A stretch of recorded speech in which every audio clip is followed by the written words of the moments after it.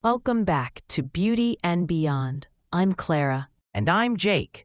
This is part 2 of our Paw and Potion mini-series. Then today we're following up on what we promised in part 1, a closer look at essential oils and pets. Which ones to avoid, which ones are safe, and how to tell what your pet actually likes. If you haven't heard part 1 yet, hit pause and go back.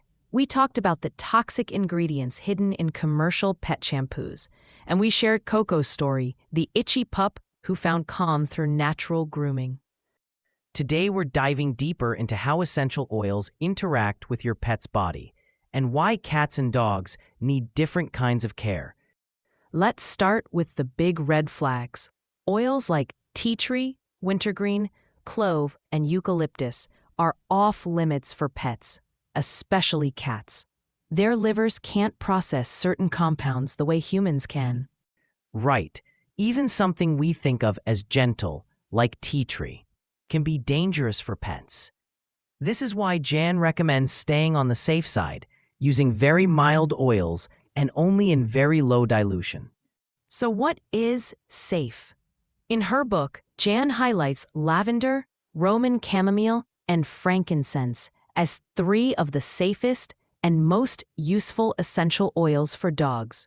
They can help with stress, skin issues, and healing. But even then, dilute. Think 1 drop in 10 milliliters of carrier oil. That's about a 0.25% dilution. And never apply oils directly to your pet's skin unless you really know what you're doing. Now here's a fun trick from Jan's book, the sniff test. Instead of guessing what oils your pet likes, let them decide. Just uncap the bottle, hold it near, not under, their nose, and see how they react. If they move toward it, that's a yes. If they turn away, don't use it. So simple and respectful, right? It's about working with your animal, not just applying things to them. Before we wrap up, let's take a listener question. This one is from Leah in Manchester. She asks, "My dog hates car rides. Can I use anything natural to help him relax?" Great question. Jan suggests lavender hydrosol as a calming mist sprayed on a blanket in the car.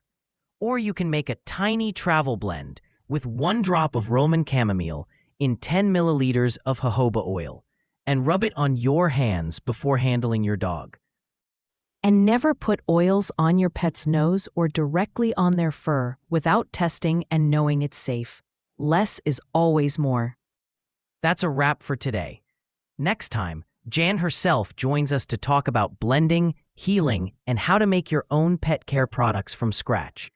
You can find her book, Pet Care with Essential Oils and Their Friends, at aromatherapy.com. And if you're in Canada, look for it at anarreshealth.ca.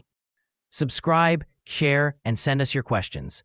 Until next time, stay curious, stay natural, and give your furry friend an extra cuddle from us.